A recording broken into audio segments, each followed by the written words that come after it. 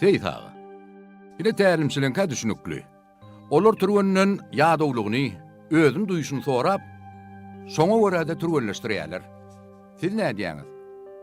Atlaň ýagdaýyna sorap bolmaýar. Ay, inim. Atın epläp durany. Senem görün näilsen, menem göremok. Onda da size atın dilini bilýär diýärler. Ve, ilem gep tapaýaray. Ya da sen bilenirek, sen yarım sagadylgat, sen 40 mın çap diýäýäňizmi? Oğlu, ilki başta şey dilýär. Son fiilliýän da, ata sen teýisçiliň yaraýamy, yaranokmy? Öz aýdýar ahry. Ine, menem şonu biljek bolýanna. Näde aýtja? Ini, aslında adamdan hemmeten bir-biri bilen gurlaşanyny gowy düşünşip bilýänler. İkisem şowur dille gurläp duranlar bolýan, özlerin bir-birini düşünämelýärler. Ýöne gowy sübersen düşünýänler. Herisi bir zat diýip duranlar. Dil bilen düşünürip bolmaýan zatları var. Onu diňe sızmaly, ýa-da duýmaly bolýar. Hawa, käte şeýle de bolaýa. Doğru. Yanımdaki adama doğru düşünecek bolsaňam, onu hormatlamaly, syýlamaly. Sen onu näçe gowy görsen, sen onu şonça da gowy düşünerdin.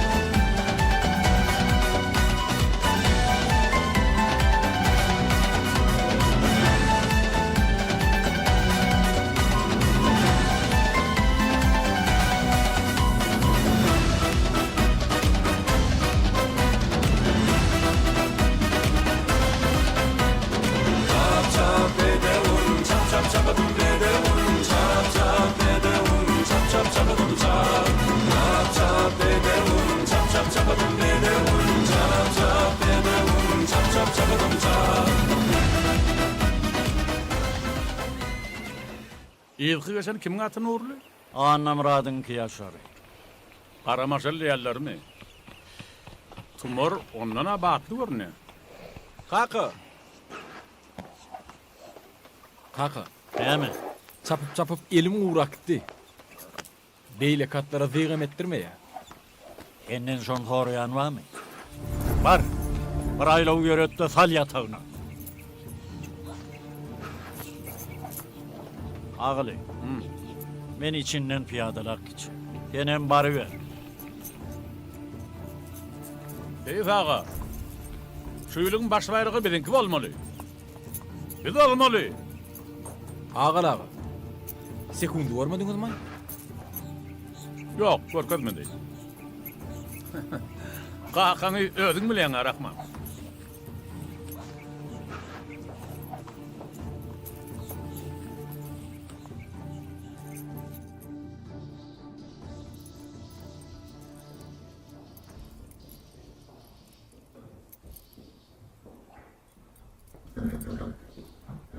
Ýaýda. Ýaýda. Näme näde diýäň? Nämen senden başga işim ýokmy? Meni mertire taýarlyk görmeli diýin zalmaly. Men äsek bildiň eder, haýwan. Hayvana sen özüm. Näme tentek bilen atı näme taýýar? Sen näme işin? O men aýdan medenok. Men äroň temmidin. Aýdan medenok diýip saýy bermelimi? Koşuş Tumar, koşuş. Koşuş Tumar, koşuş. Sen men bagışly Tumar. Mekaner we doglan ne? Ýöne saňa düşünmän elin galdyraýar.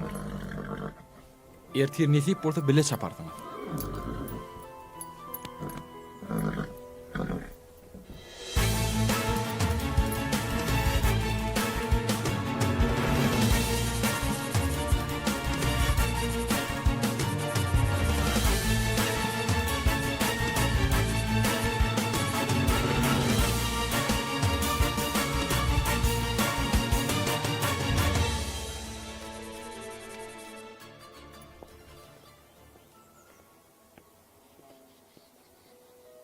Hay berekellah tumorum.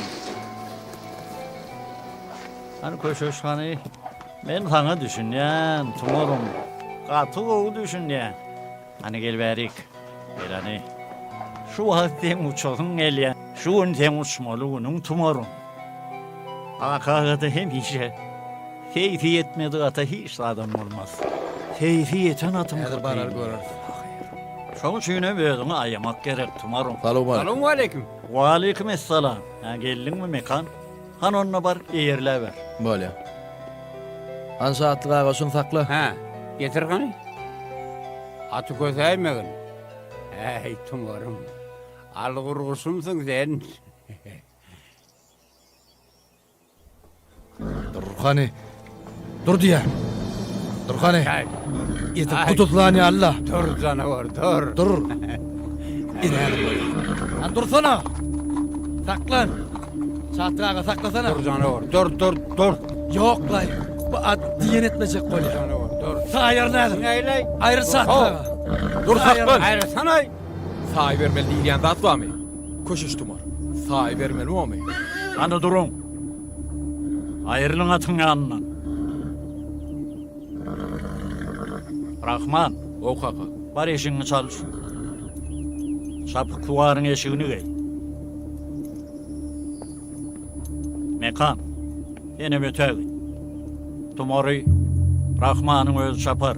Eğerine mekde.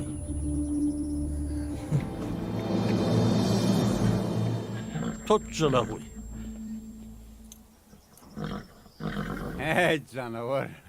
Tumarım. Bugün toylarda ulu bayrağı çapırıp arkana terpay atılacak günündür. Hayratı tumarsan. Yaxşı umidim sana bağlıdır. Aha. Geldin mi Rahman? Aha. Ene. Rahman. Oh, Biliyor musun ne aylığı? nähili? İlkinci gedek aylığı sapsın. Ondan biliyor musun haydatı sapyan? Tumor sapyan, tumori. Nesip bolsa şat, nesip bolsa. Ödüm. İngul bayrağı sapyan o. Han tumarjan. Gayret et. Boşa. Hani yolun ak olsun. Var canavar. Hey. Hey. Bereket. Dur entek. Hani ayağını vur göreyim. Hani o yüzünden ömür göreyim. Dur. Ey canavar.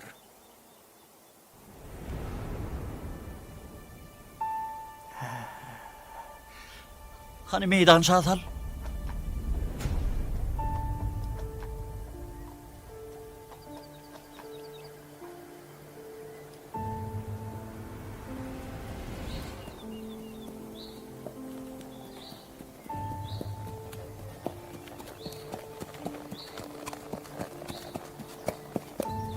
Kaka, Hov.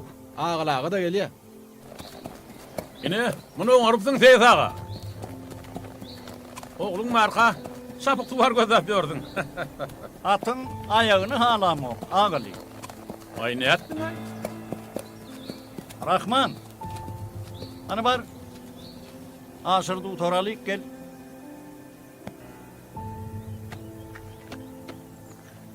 Ağalı.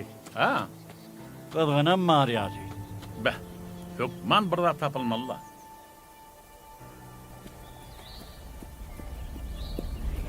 Gel hani gel.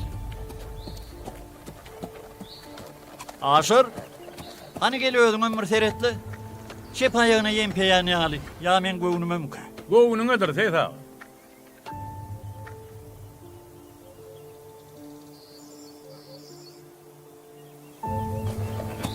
Hani katırak dörüt. Katırak. Görüyorsunuz mu? Çepayağın kovvasan ok. Ne ettin daymını? Çapar yalı mi? Darı da gül yalaktı. Çapmasına çapar. Yönü damarının tüyünmegi mümkün. Doğrayın ya. Atın tağı uğrat. Abi kurut bolsa çapalı da teyz ağa. Bayrak alalı, sonuna da etme. Yaman etse tövre koyayır. Ol neme? Ol hani, min Rahman. Min Rahman. Ne diyen day? Bayrak alacak koltuğuna atı. Yarıştan koyacak kolyana. Tutuş bir yıl keyiflep. İmmunu bayrağa gidip gelen nedir? Olacak görünüm dura. Hani düş.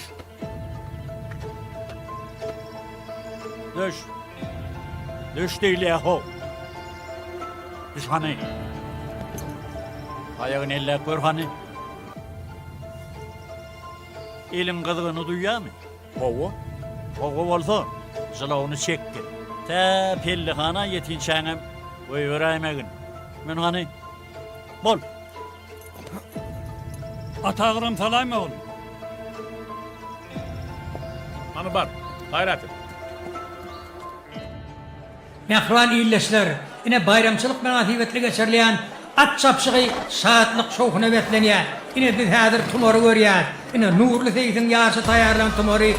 O bolsa ağılı asnatın nurana bedevi. Yine şeyle de tumorun denin yanına kemer kurup. Mene şuralar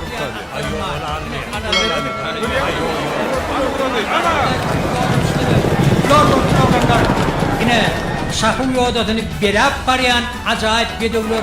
Koyunağından uçkun kaçına diyen bedevler. Göl arasında çekeleşti fırlatları kemine götürüyorlar. Yine şahın yodası barkaklıya. Atlar bolsa göl arasında hafta çekeleşti fırlatları kemine götürüyor. Yine Truvaş'tan tumor yağışın yolun çek kayıttı. Yönü onun dengine indi kemer geçiyor. Kemerin dengine vardı, korklu vardı. Yine indi kutluğun ayı kursu barka bağıtlanıyor. Yine tamasasılan kavardılık bilen karşı yani tumor vardı ne hem çizil kemkemden iyra galiye. Yine yağışı önüne kutlu geçiyor. Yine kutlu beylakatlardan kemkemden ağrağını açıp ardılı pellakana koluyla geliyor. Yine de önde ardılı pellakana saatlik soğukun ağlatmana götürüyor. Yine de kutlu pellakanadan birinci var kesmekte başarıyor. Berekellah kutlu.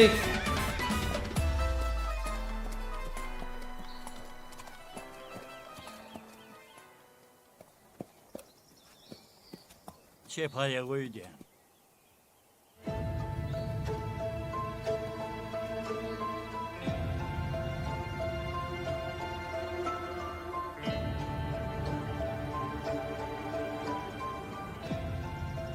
Asra ne olup tura?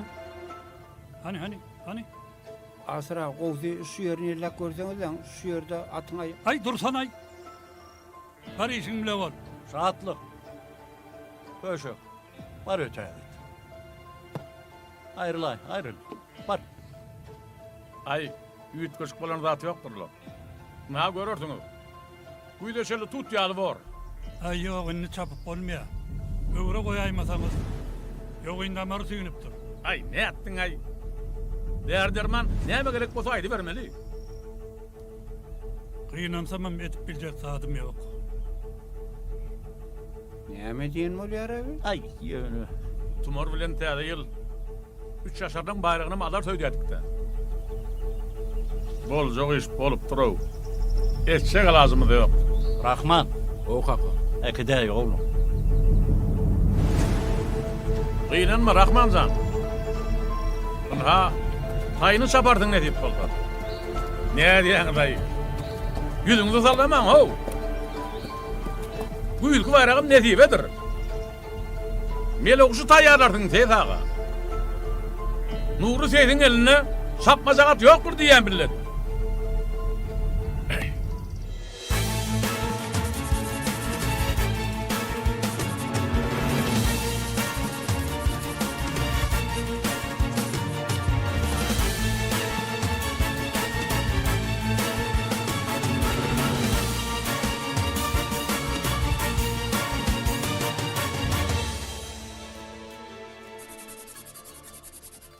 Hani? Ver al çık. Ha, getir. Atgıslama. Hani şu bekerek tut. Öyle canım. Hani şu canavar.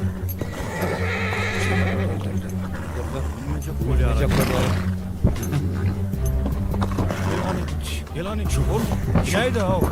Şu çeleme bir olaydı. Gide yerine Yürü no ama. Oldu no. Ne diyor ayvi? Yürü hadi. Hani şu. Hani.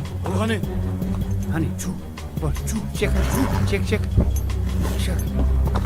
Dur ho atgıslama sana. Atgıslama.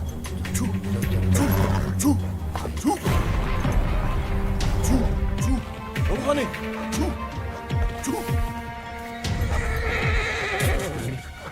Hani yeni bırakayım.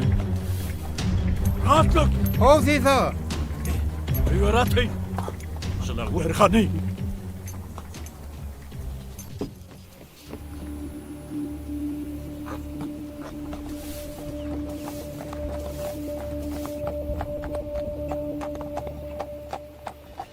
Tomorrow. Ben seni Tayşan'a kuatından beri terbiyelep geldim.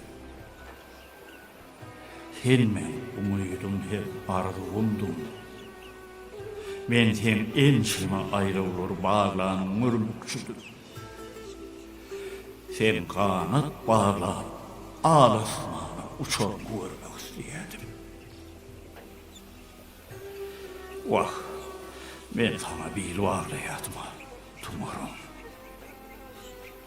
Hem meselede özüm münakar. Gelgelinle umut arzularımın hasıl olaymalı fırsatım şöyle olmalı mı diyene. Vah tumarım. Ömrüm üçün süresinimde hünakilerdir. Beni bağışla tumarım. Bağışla beni. Vah arman özümde oldu da. Olam diyenine uluk aslında. Bağışla beni tumarım. Ben seni çapığa koyuyorum ellerim. Olam diyen etmelerim ben.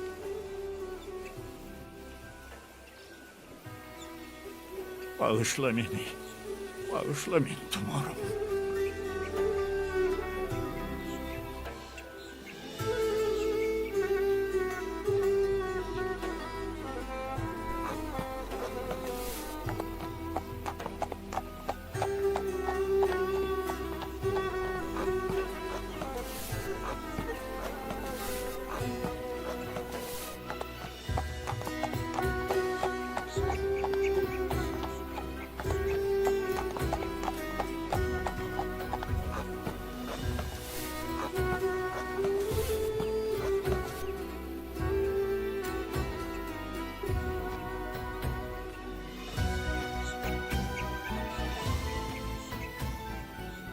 Ne etmindir dayanı?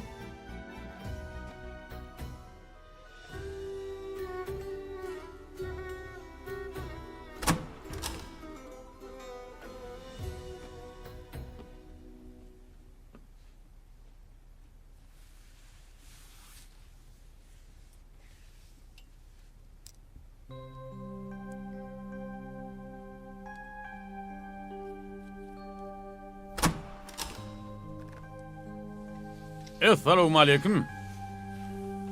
Ve aleykümselam. Seyit ağa. Tumorun yerine bırak tatına lapak ne diye. Mele okşa yollaş olur. Kâde yılkı. Ulu bayrak almadan ağab olmaz. Bilmedim de. Ağali, menden teyif olmaya. Sen koğusu atlarını al.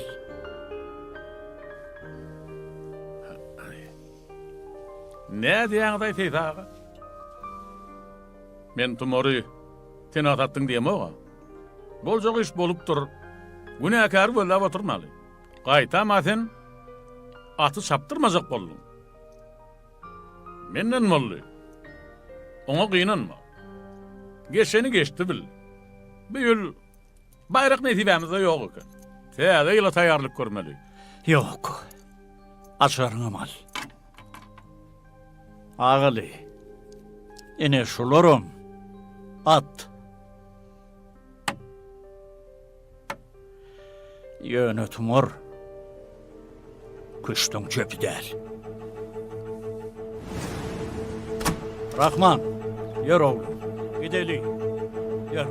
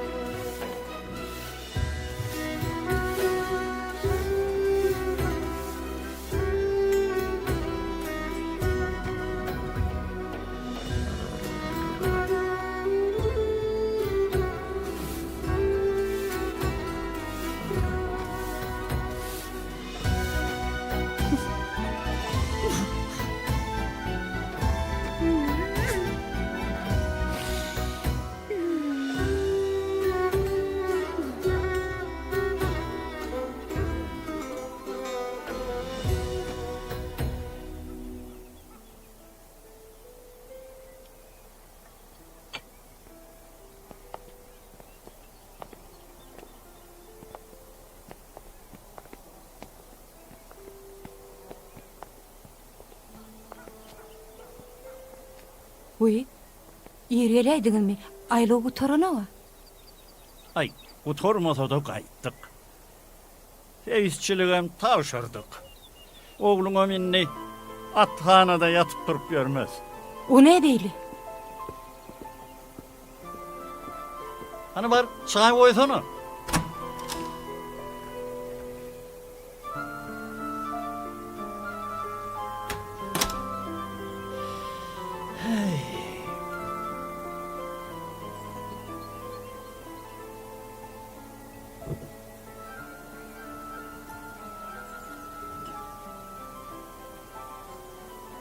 Hani ora arada renk kalıptım lay.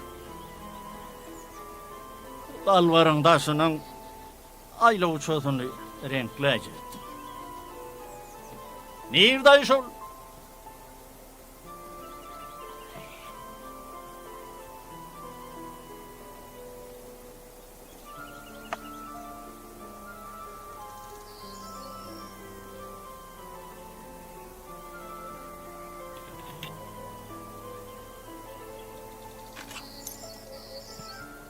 Kaka näme üçin beýtdiň ay? Tumor menem gowur ýani.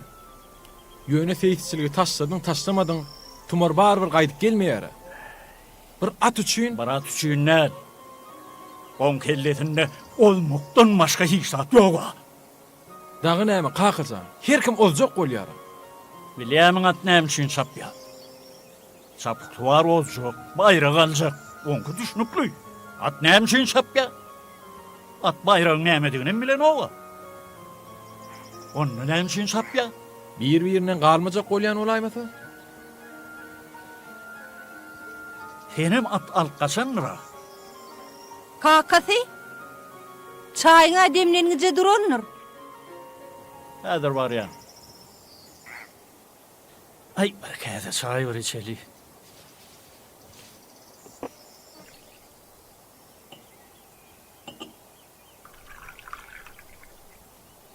Ha, geç otur. Howa kaka. İlki wadalar kiçijekken büjümeten okdy. Ana şonunla atın karıştaşam yoktur. Ödüm at edil, ödü bile çapyan yarlar. Bildiğin çapı yodosuna çıkan at, üyt koşup bir halı giriye. Ol yolu tuğanak, uçayacak bolya. Bileyim oğlum, burayı da 5-6 yaşlarımdadım. Ne hili bollu, ne edip bollu, bilemok. Ovamızın ilerisindeki düz meydana barıptır. Daşlı görük şeyli bir üyt koşuptu. Benim elimde çeyvıktan edilence at çağadım vardı. Ana şola tatlanıp, yankı düz meydanına şeyli bir ılgattır. Ilgadığımça biter, ayağımın hatta yere değgendim duyamoktum. Uçodum geliyedi. Çapıyordum nakatlarım şeyle de. Son men ulollum oğlum. Ak seytin eline çapık suvar oldum. Kenat çaptım. Yönü şu her gedek pillihana oluylamdı. Şol çağılığımdaki ılgayışım yadıma düşüyor. At bilen bir ten barzanı uğurlayadım. Ben onu uçurosum geliyedi. Zalağını yerde çekmeli, haçan boy vermeli, şeyli bir anık duyadım. Men ata bayrak alırcak, ya onu olduracak bolmadım. Men onu uçuracak boldum. Ağalı çığın oluyun. Şan şöhrat gerek. Men ona seyis olup bilmeyen.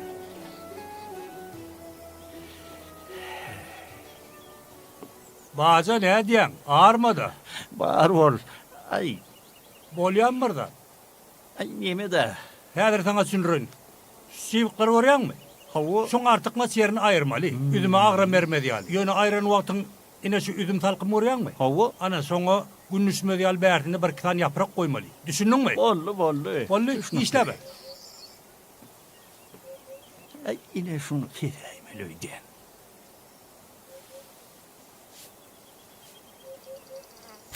Ana. Hay yanlış gittim o. Ay howa. Ýalňyşma kemin goýmadyň. Petinden yarım kilo üzümün işini gördün. Günnüşüp ýakaraly. Aýtdyma bärtine ýaprak goýmaly. He. Ay ketireyim. Ýaprak goýşdaýdy. Günnüşmedin ýaprak goý. Indi düşündiňmi? Bollu Bolya, bollu işleme. düşündüm.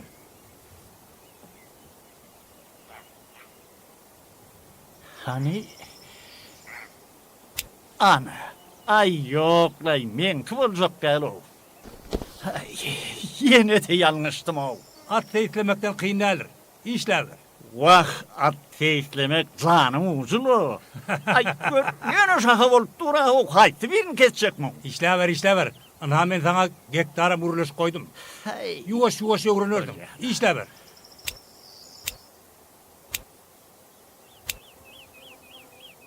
Hani şu kadar. Ay vah. He, neyem molly? Barın yerin kap kazay. Neyem molly? Elimi kessim. Kanduranı hedroni dangali. Men kıvılcak gel ay. Bolar. Emgekli çağay al barın yerin tenem. At kişneye mi? Ay attır da kişner yörürse. An dur men barık geleyim. Ho baca. Nira var yan ho.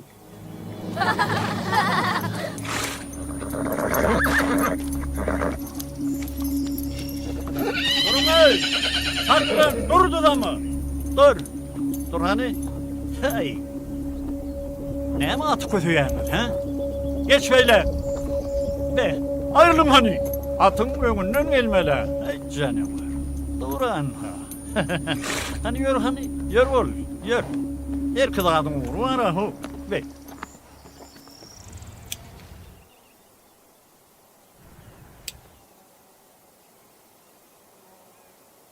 Alay baca at kişnete dururun yogay. At feyslemekten kovul atla mı ne? Yönü çeyvik kolup dura haysi bin keçecek ay. Baş çıkar ya lala hov. Hay. Yuvaştan öğrenir. Ay. Koy sana. Ay yok. Ben başarmayan. Kovsu gideyim. Hormotuna sıyılanına tanır yalkasın. Beli al kadın goli bu bir hilraga bolya baca. Hani bolmoto menden o var rolleri dön. Yo. Kedime özüm piyadalak gider. Ay ne ettin ay baca? Bolya tağaman var onu.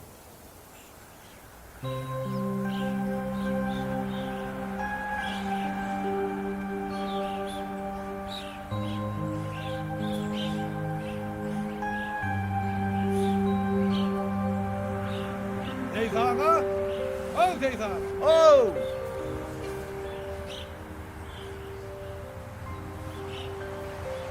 Salamu aleyküm Seyit ağa. Ve aleykümselam. Nurağa taplar mı çık? Şükür ona Hani o gördüm. gördün mü? Yavşı mıdır? Tanımadın mı öyle ya? Ay yok, kana bilmedim. Murat ben. Ak Seyit'in oğlu. Muratcan Hava ben tarlık Zeyda. mantığa görüşeli. Taplar yavşı Şükür mı? Hudaya, gol. Ulağa mı öyle? O gerek Ölmek gel, adet de. etme. Ne geldim hemen. Hani yör. Piyade yürü mü? Yör. Ha, doğru. Öyle şeyler tarlık mıdır? Ova şükür da. İyi işler gol mu? Şükür yavşı. Yani tanıtmadık olsam ödüm. Kanaryanım değil ay seni. Ay benim şu tane de bacağımın ünümlük gektarı var. Ana şuna kömekleşe inip çıkışım da. Yani öyünde de vardım. Oğlum var eken. Sotalgı verdi. Öyle de vardın mı? Ova. Ne menlik işim var mı diye. Ay iş diysenem molya. Ha iş diysenem. Bizim hem atlarımız var. Hava onu bilen, Ana şolara seyis olup beray diyecek bolyan. önküseyiz ne mi? Önkü seyis yetişem ok diye. O başka da hocalık atlarına teredi ya. Ay mene şu Kakama bar bilyenini sana öğretti. Sen eminni yaşlara öz bilyenini öğretecek mi? akseyiz çın seyiz. Ay birinki bir neme deydi kaçtı da. Seyisliğine göğünüm yetmese uzak gün gözlep görmedim seyis ağa. Sen eminni yok diyecek bol mu? Kana bir göğününe genge hani? Sene kakan bahirama ara boşup beni çıkkıntı diye ağdaya sallın otur verdin ay. Kakam seni oğlu yalı örürdü. Doğruymaysam kâta seni ondan qavanar. Kakamın suratları ağalan neler da sende? Olmalı da bir der iki der. Ha, Şolar kompütere götürüp alaydım diyen. ha, katı oy. Ana geldik yetti oyu. Bir kağıda çay çıktı da kakan suratlarını mı alırsın? Yönemen teyizçilik etmeyeceğime karıçın. Ay, inni baş hoşma inip çıkıp kaydışım da. Habarım var. Seyit ağa, men seni işine koşulman. Haytın çapyan, haytın çapan ok, ol öz işin. Han sen bir pikirlen, maslahatlaş. Ertirmen sığır fermamda görüşayız.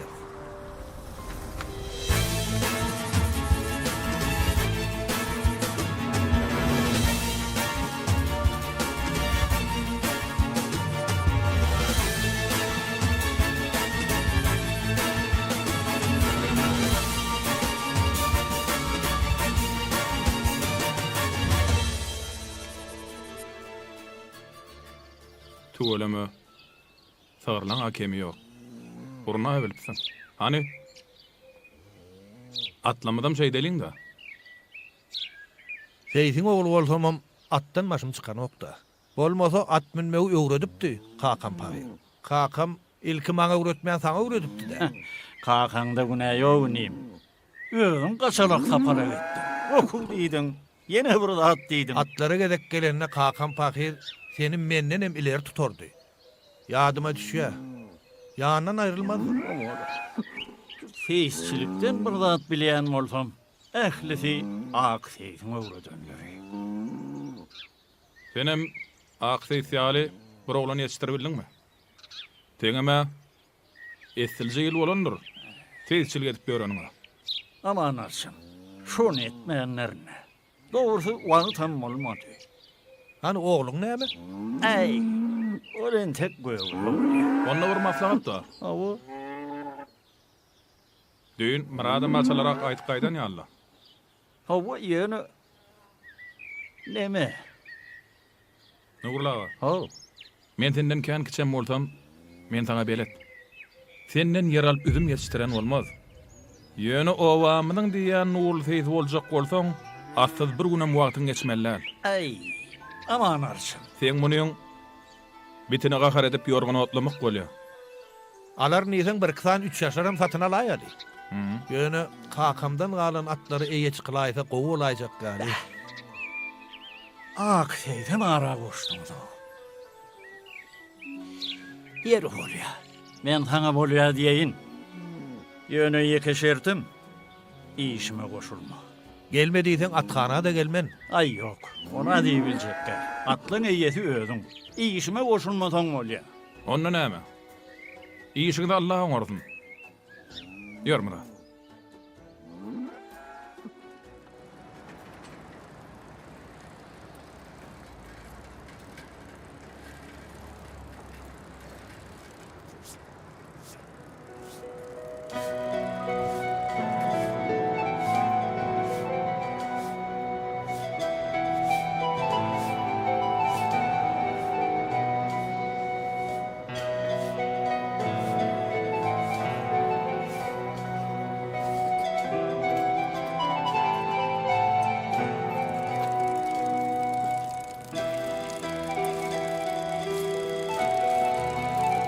Balam, Salam.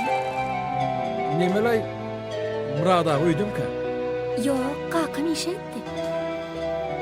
Şu suratlar hakkı mı var? Berayın ki. Bolýar. Men Nur Seyfim oğlum. Bor sağ olun. Bu ineme. Menem hakkımın suratları sizde bağ olmalı. Şolar berayın. Menem kompüterime göçürüp alacaktım. Häzir mi? Hova bolsa häzir gerek. Ertir daha geläýär.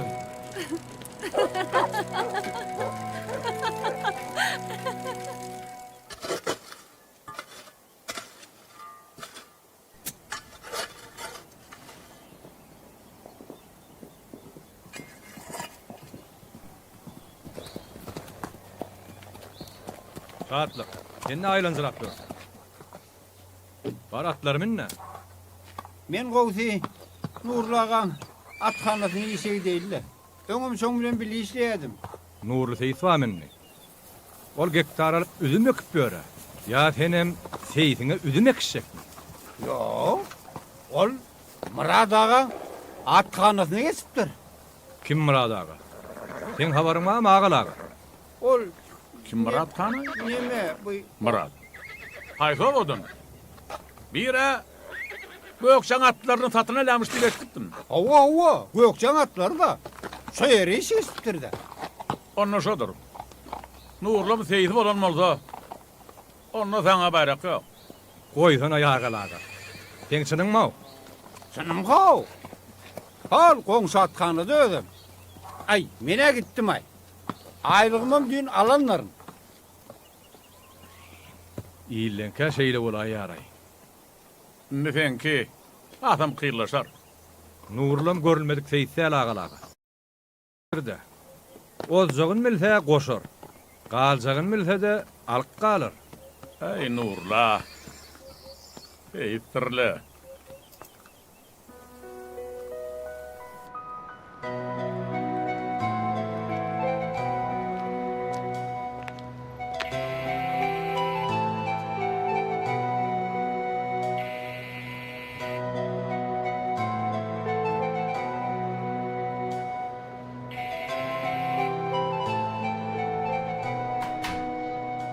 Salam. Geldin mi? İtiniz yok değil mi? Yokla, itime daňylygy dura. Ine. Hani? Var mı? Hova. Men tapanma şular. Kakan ovamydyň seyisi boldymy? Hova. Seni mat çapýamy? Hakım çaptırsa çapyan. Sen aylığı baryan mı? Yok. Inne atymyz çapsa baraýmasam. Maňa men diýe gerek. Seni oňa men diýen. Menim şey diýjek boldum. Bolýa sağ ol. Bolýa sağ ol. Uygyň. Suratlar soň getirin. Bolýa.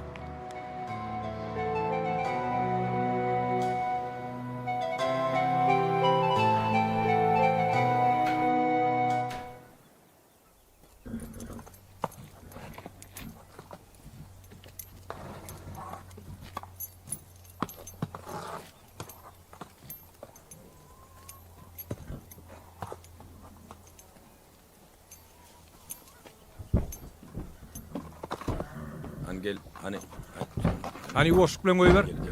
Tere tap bol. Tere tap bol. Hayt seni bol.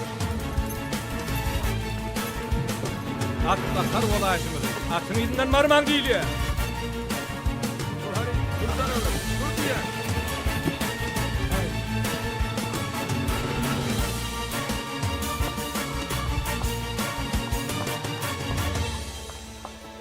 Hey canavar. Dur anne. Dur. Ay canım.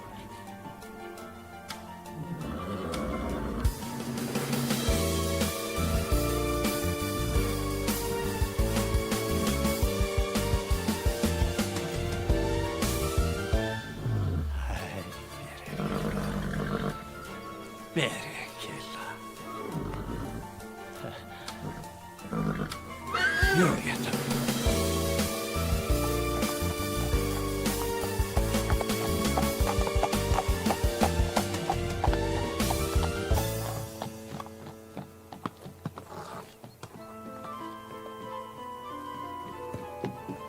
Haydi sen öyle. Atın izinden gelme. Öňünden aýlanyp gel. Köşüş sana. Aho, men näçege de gaýtdym atyň izinden marmaň diýip. Salamu aleykum. Aleykümselam. Sağlık mı? Täşli. Ve taya tugulümü gowja tayaka. Tumorun tayaga däl we, ha? Tanadın Seyit ağa. Ha. Tumorun ilk taý. Belki ýylnamlygam enesi ýaly bolsunna. Olur inşallah. Olur. Hani ýör, indi baryp duraýym o. Gör canım.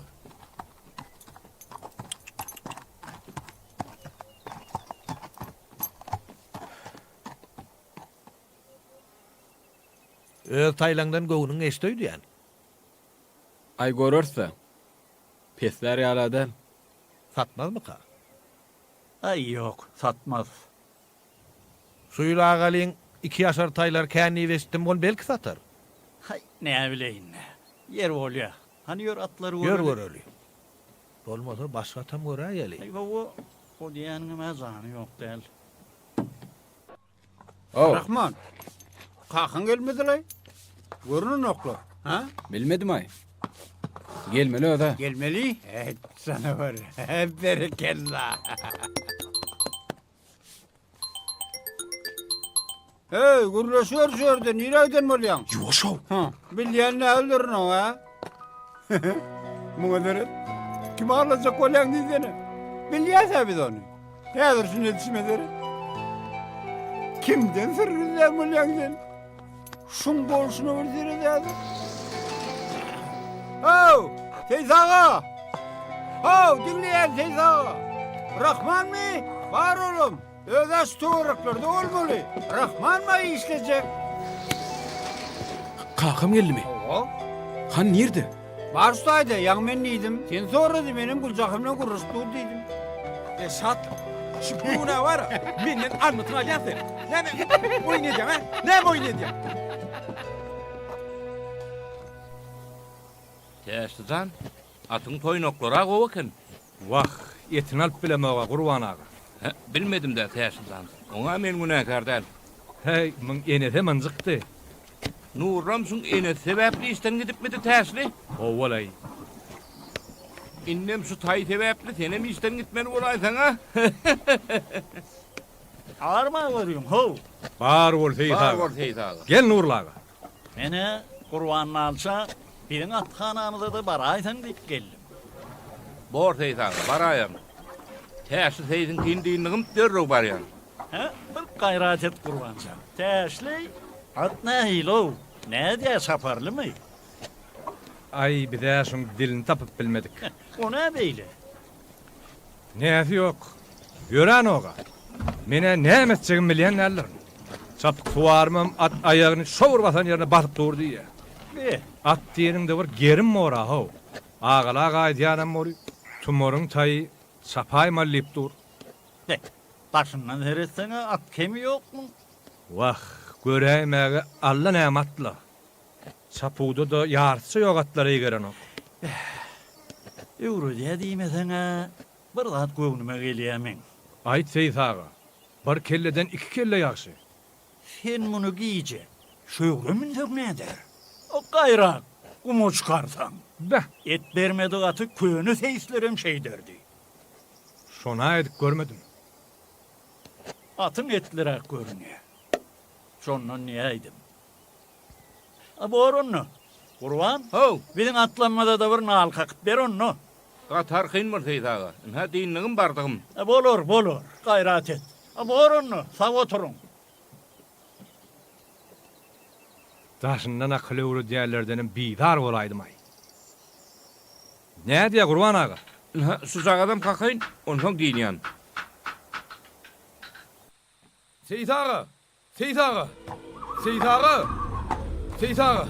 Seyit ağa! Seyit ağa! Hem oldu. Kanat, at nerede? At gitti. Ürktü yıkıldım. Yetenin var olsun. Bugün sizi gidişin denem bilimle şun yalı bir adet çengin. Ben ne mi deyin? Yıktı, ödüm kaçıp gitti. Tutsak olmalıla. Gelmeden atacak. Üzüngüzü sağdağı ilişti. Yacılığına çalıştı. Ağalın deminin oğlunu ödün durar mı? Çölün için bir yerini yaralasını ametecek. Ay seneme. Yarı iyice. Yine de gözüme etmel mi? Hey, at! Görününü kıyıratım. Teşli? Teşli iyilik mi? Hey, şattık. Rahman mamay. Var. Çağırsana. Rahman. Oh! An Beriyel. Alo aleyküm Tesla ağay. İyilik mi? İyilik olacak mı? Tarlanı çöneminlik koyversem yıkılıp geliptir ha. Özün öldü şeymesen. Yirek de kaçırdık ha. Ay hana, özün sorak görəymesen, sonun bilen öydüm o. Yok. Rahman. O yılgınlı oya seret, yılgınlı oya. Ay, edin mi?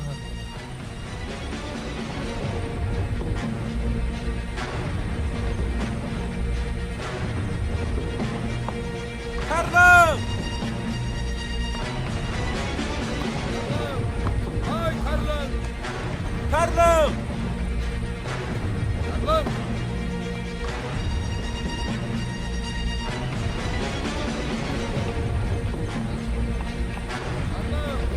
Ay Karlım! Karlım! Serdar bu tarafa vur sen.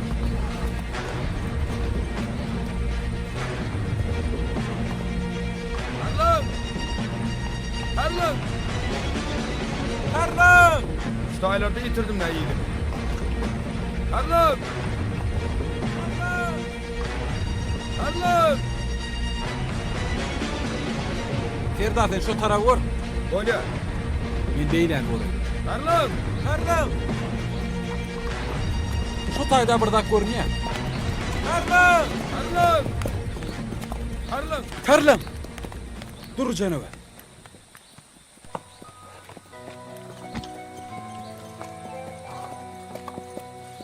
Al. Korktun mu? Ne deyip olsa bilece çapar tarlam. Çağırayım lan beni.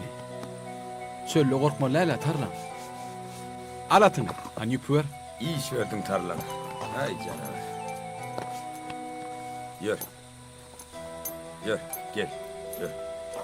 Ödüme kadar.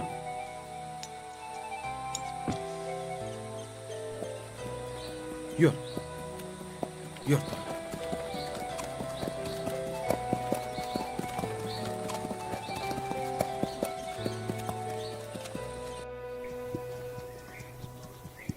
Erda! Ulu aile odip sapsana. Ayağını almazak kolya mı? Ay yok, ayağa kovsa izağa. Hani şey ilarak gitsene.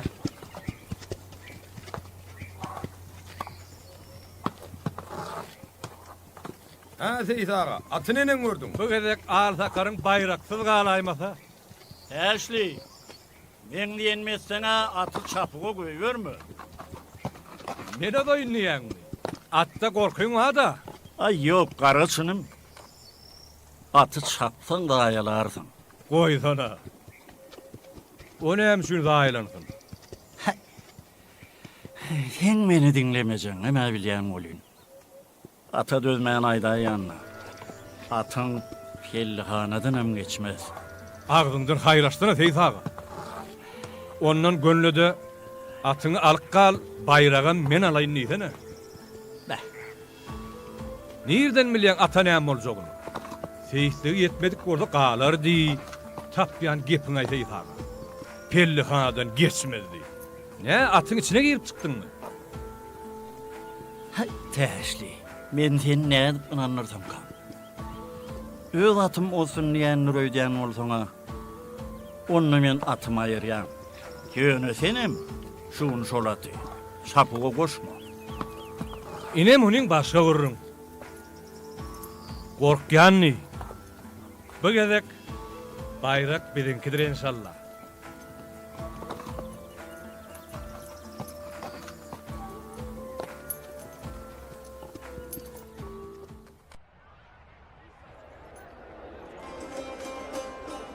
Alo, Rahman, bugün Melogus'tan olmalısun. Hakan ama doğulun undur bu. Sen yadına düşmeyeni men bilyen. Sen tarlandan ol, kalanın bir zadı var. Hakan keyfi o değil mi? Ay ala dedi yanırdı. Bolya. Sapuğdan son mararın. Barcak. Bolya.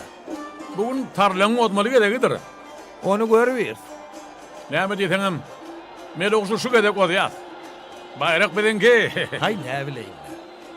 Nesibi işidir. O Rahman, ne mi? O neymiş? Bolya hazır baryan. Ağalağa sen diyenin olacak oydu yani. Facebook'un Melogus çapacak geldi yanlış. Be. Nurlu Seyit. Gaty çemestir Seyitdir. Galjany duýanyrdan gara. Ha, bilmedim de. Han men bir bark göreyim. Çapsın. Atı armaly bir etmesin. Seyitin nuru bolsa. Bir hokka çıkarmasa bolmaz.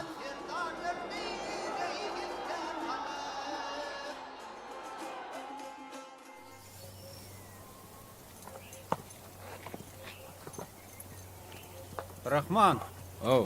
olay gelýär yeni. Rahman ağır mı? Bar bolam. Ne mi Melogus'un tabi kovdu abi? Kim diýär öni? Melogus ayılda toynak salýagam. Ha. O ne için çapan doğanlı? Sapatımız gelin ok. Ha? O ne için Seyit ağa? Tumoru sebep bolunan men özüm. Tarlanam sapayda näme boljagy belli değil. Tarlan diyen mi? Owu. Aho men Melogus'un gurrun ne diyen? Tarlan Melogus'dan kalmazak bor. Men yüreğim bir zatlarsa diýär. Ay koysan ay Seyit ağa. Attır da. Osu olur kalsa kalır. On soňam tarlan alada bize kalmandır. Aho ila karşıdaşından olup bilse armağanı yok. Senem atım olur deyip çapukdan al kalacak olyan mı? Ay hogu da sizin kelläňizde olmakdan başga zat ýok. Sen diýsen ay. Kaka. Tarlaňa bir zat boljak bolsa biz şonu çapsaňam çapmasaňam bolar. Hem ki näme? Bar işin bilen bol. Yok lay sen Seyit sen lay. Sen Murat'ın mecnun lay. Marat. İkimiz gürleşmedik mi näme? Her kim öz işi bile bolsunno. Bolya. Halan et. Gayrat et. Doğrudan öyle işin bilen bolayın. Paraya düşünmemasan ay. Mehman iblisler ine atlar yuvaş-yuvaşdan göz orunlarını eýläp oradylar. Üstleri atlarını edip hayat ine de olar ýola düşdiler. Ýol bolsun olanlar. Tag edip aman gelin. Ine bir toplum bolup ýol üçin atlar. Çapy ýoldan sardyp barýarlar. Näni kim-kimden ýarsyn öňüne meýdanly geçýär. Meýdanyň degine orada altona var. Ine beýle katlarym Yumdan Marian atların dengine yetmeye çalışıyorlar. Yine orada karlan kim-kimden yunga taylanmaya çalışıyor. Yine tarlan dengine orada karavuş yetiyor. Yine karavuş bilen tarlan arasındaki dartırlı pırdatlar hasa yetileşiyor. Yine olsa yarsın önüne karavuş amaklı geçmeye başarıyor. Ünitlerin mehran iyileşler yine de karavuş ardalı pellakhaneden birinci olup geçmeye de başarıyor. Berekella karavuş, berekella. Yine can koyurluğun. Anem millerin karaguşy bugünkü çapşykda da öz ýeňşini bayram edýär. Kaka. Tarlaňa bir zat boldy. Karaguş ozdy. Melogus bider galqaly oýdy. Ay, nesibestir da oğlum. Melogus çapan olsam karaguşa nesibetini orkodardy. Kaka men sana düşünemi. Özüň at maksadyny ýetirmeli, uçurmaly ýa.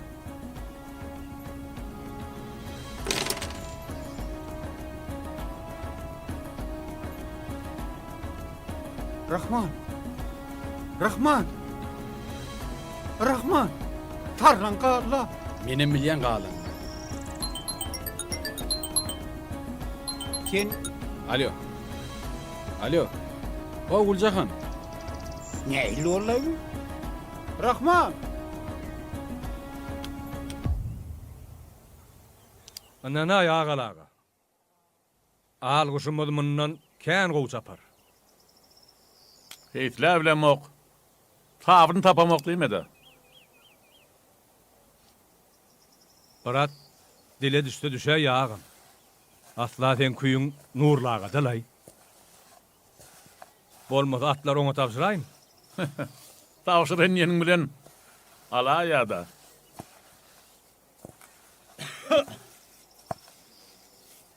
Gurdaga da sen gurt geler. Ana geliyor nurlin. Esselamu aleyküm. Ve aleykümselam. Geç de tabi. Ay, bor, sağ ol. Ağalı, mene işlice geldim. Haydi ver. Bizden bitecek iş olsa elimizden gelen eder. Tarlanı satar mı? Tarlanı diyen mi? Ha bu. On nemeden satsak? Kim onu alacak? Murat mı? Yok. Özüm alacak. Gücüm yetse. Vah şeytelen uğurlaga. Sen ola çaptırarsın. Mene dilin tapman geçtim. Geregin şu tayvada muhtam vereyin. Şu kadar bir ulurak bir daha dileyana muhtam verecektim. Senem kemirtıl geliyendi. Sağının alan tay dileyen.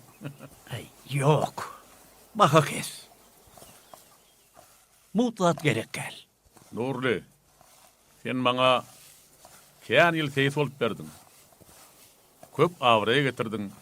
Sen goğunumu da degdim. Mut verecek diyenim şoň üçün. Taşlı, bar tay çıkar.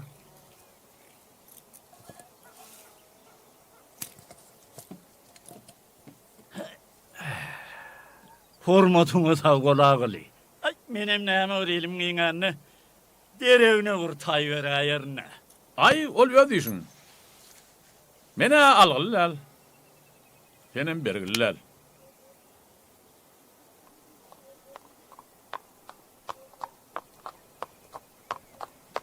Şula bolaydı.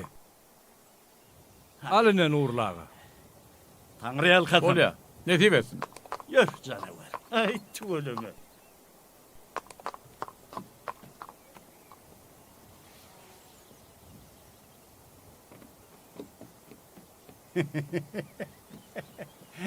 Oho, Rahman, İgoy, tortmay mı? Kim getirdi onu? Murat Ağa geldi mi? Rahman. Kalkın ile. Tarlan mı? Anın da hov atı. Ne? Tarlam. Tut güzel ol.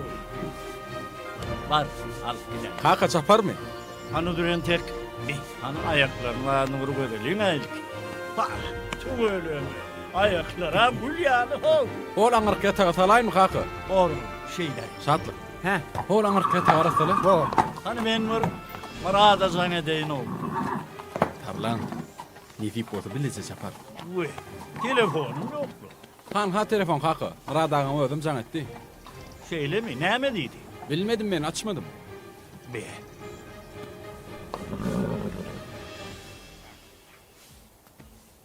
Murat. Yağdaylar kovma. Şükür. Murat. Mene tarlanı alaydım ay. O ne aylık şeylalaydı mi? Ay yok. Vakak estiydim. Oğlum şey yetmedi. Uy. Tortum iyi veren ekenin. Tanrı yalkasın. A gel biliyelim de homunu. Özünü deyiver. Men bir işim var. Abi oğlum. Rahman. Oh.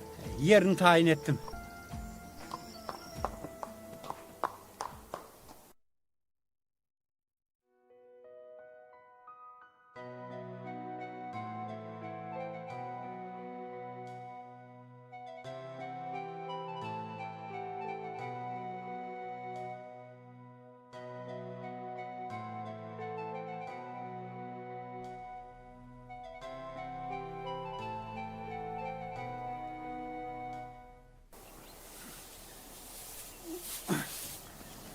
Teyze Rahman'ıma geliyor. Kaka, Ol. ne maslahat veriyor? Başta kıssama. İnne saatada dağcıdırıtmatı. Bir gidişine gidiver. On zaman kapırcağı düşmesen mor. Ak kuşum gözden sıptırayma. Şatlık Var yan. hani var onu uğrut. Ha, böyle. Gittim onunla kaka.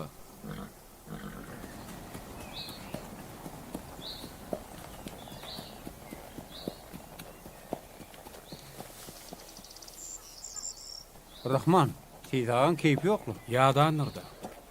Murad Ağa'nın hem görünüyor. Men ne evleneyim Murad Ağa'nın yerden yadına düşüyor. Ay Murad Ağa olmasa çapığın kızığım yok, olsunum kalsınım tapağı yok lay. Teyzeğin sonunun keyfi yok olay mısın? Dur canavar, dur. Hani Rahman, min makali. Hay, bereketli. Hani, yol olsun. Bolya, kakımın çay suyuna seyretkin. Ne ama? Kakımın çay suyuna seyret. Başka tavsırın yok mu? Hem çapı özer etmeli, hem çay su özer etmeli. Bayraksız geleymeyin.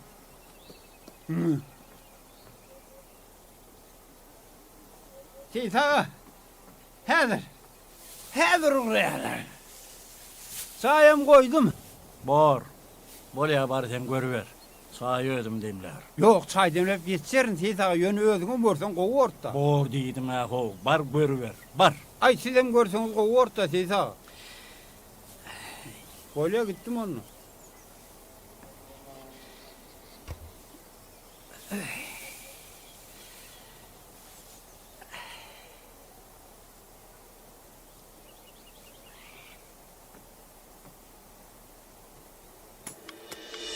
Mehran illesler ine bu çapsıkta da yine de üç asaratlar öz aralarında beyatleşerler. Ine şunki beyatleşikte çıksa diyen atlar arasında melekşan var. Ine nurlu beydin keyiflen melekşi. Ona vardı çapvari gidimiz Rahman Erkeder. Ine onun kaptanına vardı Ağlaş var. Uman edeninde şu çapsıkta ünslerin mehran illesler ine de atlar yola düştüler. Yol vardı nokullar.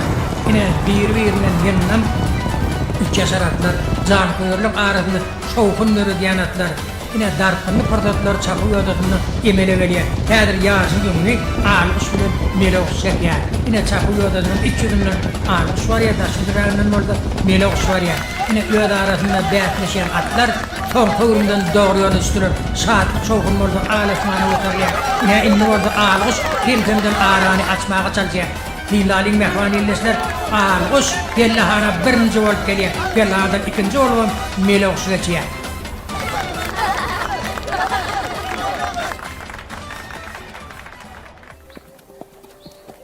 Kıynanma canavar, kıynanma. Enteksen bayraklı orluğun öndedir. Hay bereket, hay canavar. At karaçın bilene çaptı kaka. Tarlan çaptıraymasan almış melekşe iyi gitmiyor. Tarlana Allah'a emanet koyun. İnnon çaptırıp olaydı.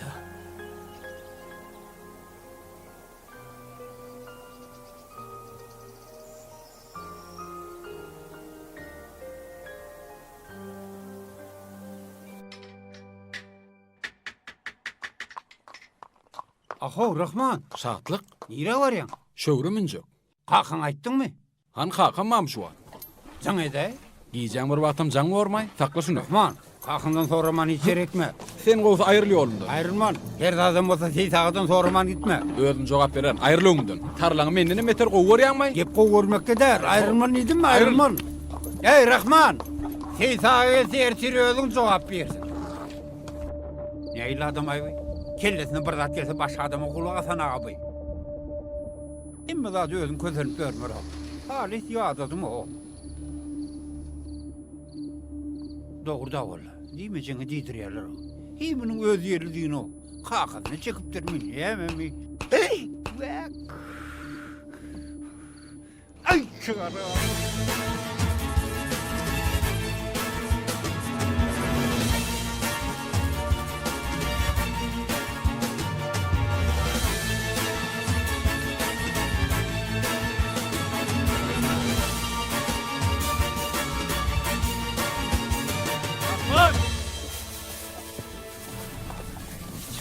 Rahma. Gitme dedim ya şuna. Gitme dedim. Şimdi bir de zor.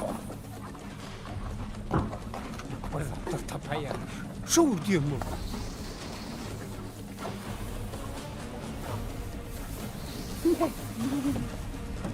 Şadlık. Selamun aleyküm. Ve aleykümselam. Seyda kovmun.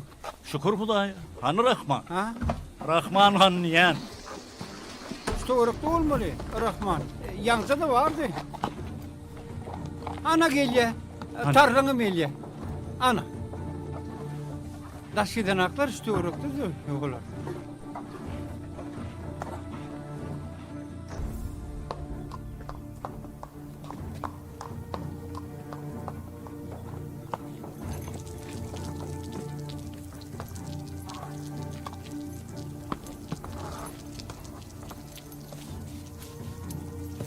Çalarak ön attırdım.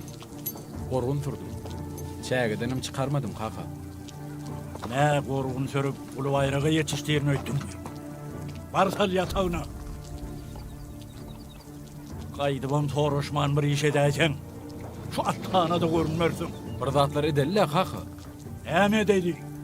Täze ýyl çaparsın. Barsal. Täzili çil näçe wagt bara? Ay han oğul düşünäy. Etçe galajım yok. Her da dedik gördü be. Barsal. Hal yatağına. Rahman. Näme kaka? Mere uşa yerle. Şahatlığım kenarım üntün. Bor kaka.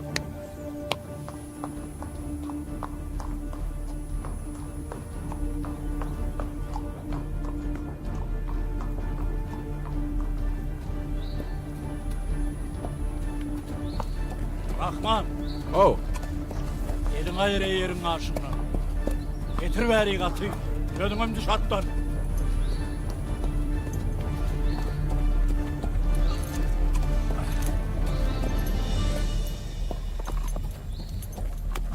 Gözümüm bitti deyinsin al. Var.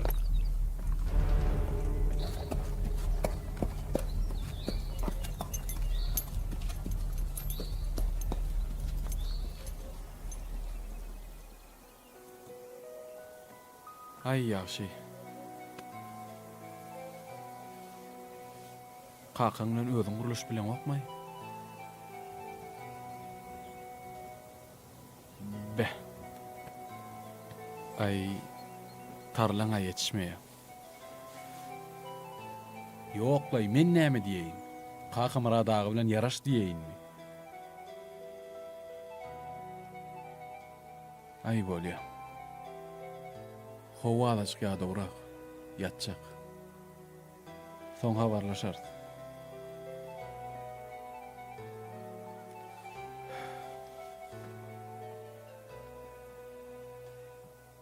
Näme kimin var aýtsana. Arkaňa deri yapıp gördük. Keçelek gördük. Gumo münnük. Näme istemkem. Näsekek. Ayta canavar. Suda teyzle dengede.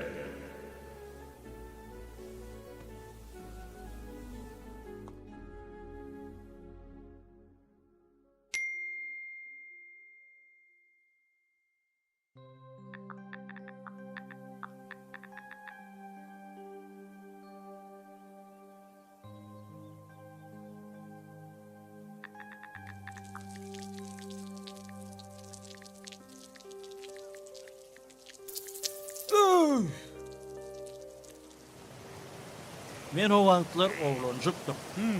Ýönemen ak teysin näme üçin şolatdy suwa düşürýänini düşünemokdym. Bir dagy ölüm bilýär.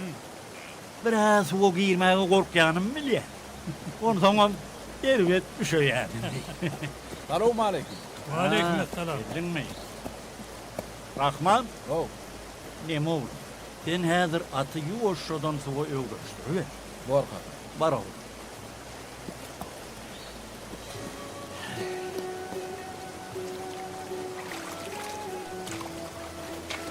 Ya netice beksin. Onu häzir görür. Şu ata gowy yarar. Öýkenini açar.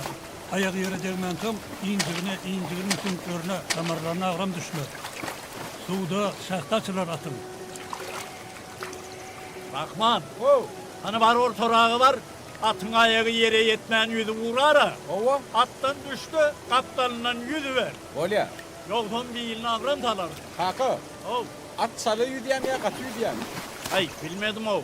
Yağdıma düşen o. Eğirmeden yağına yapışay. Var kaka. Seysağa Oh. atın yağını bilen kayıklı gidiversek nerede? Birden atına sağına kalaymasın. Ay yok. Gerek gel. Mene kovuyu yedim. Rahman. Hani beri kuğru yere getir.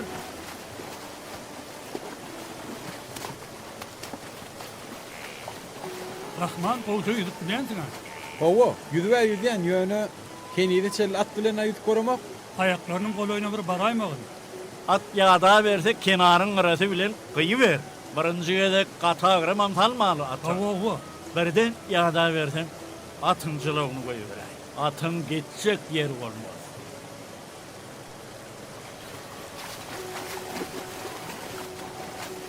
Hay bir iki.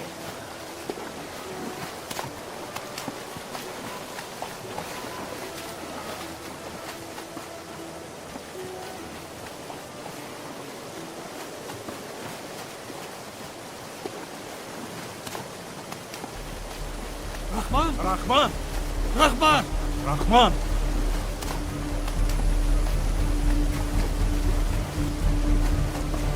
Ana görünü. Feret tutuldu. İlkinizi saparda o. Cılığı ayağına solasaydı. Yürümüm yaracak o. Yüzü versin. Yürü hani otur ölü.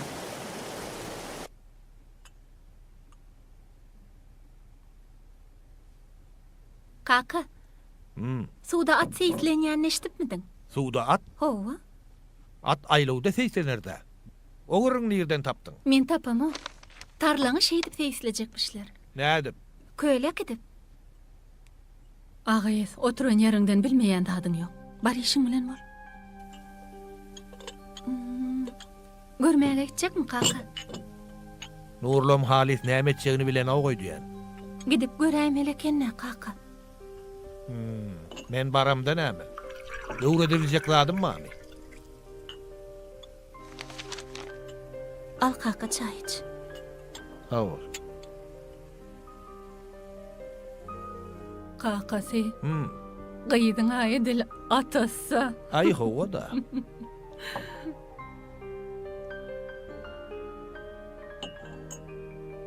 Kaka, şu surat ýadyňdamy? Bah. Bula kakam. Baram Nurullah. Ay, bolaysa 13-14 ýaşlarynda bolmaly. Ýöne kakamyň näme üçin beýdip berenini bilem okdum.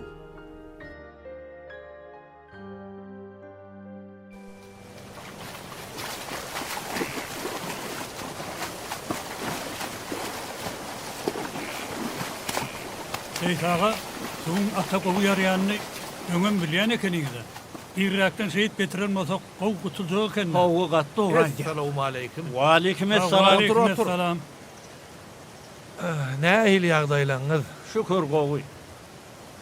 Öýden şu surat çykdy da alyp gaýdy berdi. Belki bir zatlar ýadyga salar. Şo diýänim de. Aşy. Ine, akaga da maňa gaty cümleğini ýykdy. Dogry diýän ekenik. Gaty dogry diýän ekenik. Aho, men surat alýan. Menam habarym ýok eken. Seysağa atın suda gezip görenini yarım sağa da boldy. Hä, sen atın ýüreginiň uruşyny arny barlyjak. Ýokman. Men enjamlam ýanymda. Men baraýyn onu. Ha, bolur bolur.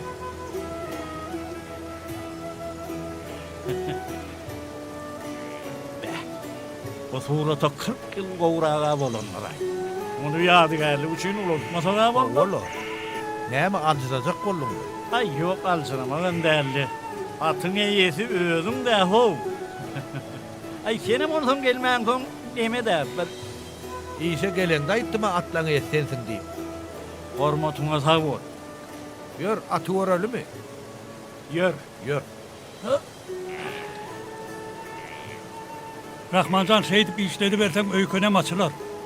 Ýüreginiň bir agram görendigi bildirýär. İşler taşıra. Ulu bayrağı yetişti olya. Aşır Yarım saat yeterlik bora. O bir künden belli olur. Entek katı adamandır. İzime da yeni yüzürk gideyim kaka. Yok, şunlukça bestir oğlum. Sen kenarı kıralada atkana yöre be. Şunlukça bestir oğlum.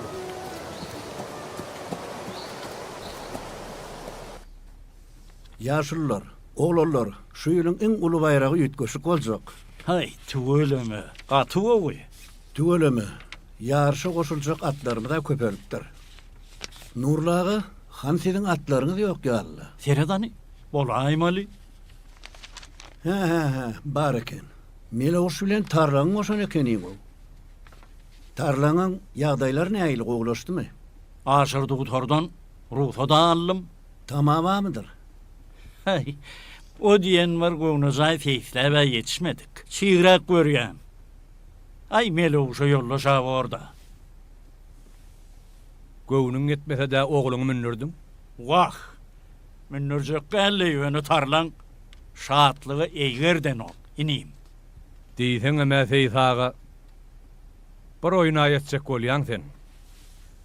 Her kim tarlan saklar. Melok sülenin bayrak alacaksın da.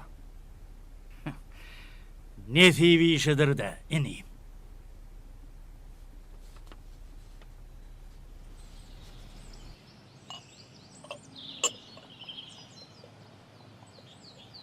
Ha, geldin mi? Man küçücek tığını. Ha. Şunun üstüne de oturup bolyamı. Ay, at sapuda oturun ola. Adını vurulayamun şun. Yok. Kevelek. Keveliğe meydebim dur bu da. Şeyler ol. Tedeliğe meba. O ne tedelik? Oğlum. Muratlara gudaçlığa gidin diye. Ay moya. Marat kıydını veririm ki. Bir meseler üyeleri biliyor. Bizimki edilep barmak. Be. Berer inşallah. Ay belki. Sen oğlusun bolya. Ay, oğlum oğlan olsun.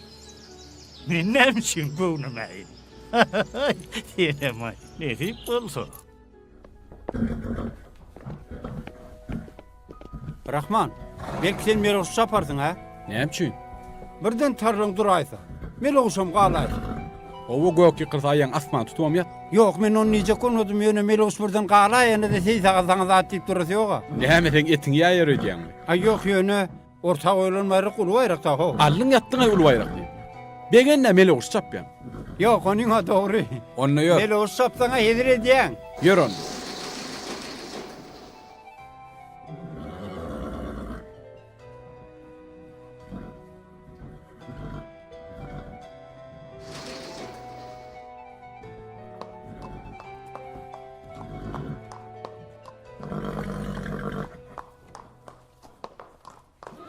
Hani gel hani. Hay sana bereket. Hay gözüne döneyin. Meloğuştur vay.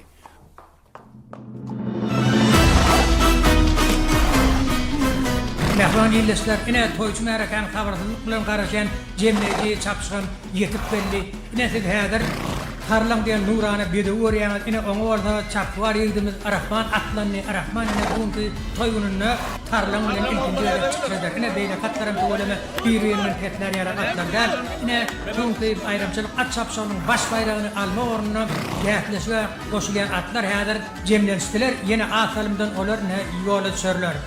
Yine de atlar yolu düşerler, yol olsun oğlanlar. Yine uzak aralığı yolu düşen atlar öz arasında bir toplum olup çapul yodasını gedek geliyorlar. Yine de uzak mendilleri, demlerini dar. Bariyar atlar toynoklarından uçan fıçaradık bariyarlar. Yine onlar ilkinci gedekte toycu merakan yolundan ayrı olarak geçip geliyorlar. Yine ikinci gedekte de onlar ardını pellahana gelirler. Mehvani ilişkiler diyalin komata dilin bunun toygununu tarlan zeytiyetini men diye Onun häzirki aýagurşuny ýine-de tarlaň şu günkü baş bayraga münasip boljokdygyny anam bileğim artdyrýar. Ine mehman illeşler son kowrumdan dogry ýol üçin atlar ardyly pillahana dary. Ine toýçy märeken göňünden ikinji gedek geçjek atlar. Çapyň ýodasyny artdyryp barýarlar. Ýarşyň göňüni bolsa ajaýyp tarlam çekip gelýär. Ine de tarlaň ardyly pillahanadan yellerim kimin tüýünip birinci bol geçmekde başarýar. Şeýle baş bayraga münasip bolýar. Bereketla tarlam, bereketla. Bayram kutlu bolsun tarlam pillahana. Bereketla. Ay, tuğulemi, tuğulemi. Onun aydın Murat. Kağol. Ey Nuru teyze. Teyzirle.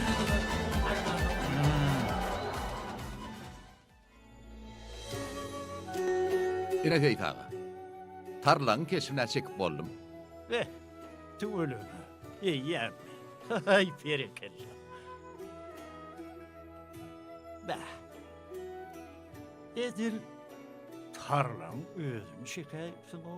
Ay o da usat bolar da. Sen şu atı näçe gowursun? Oň bilen näçe bitewleşip bilsen.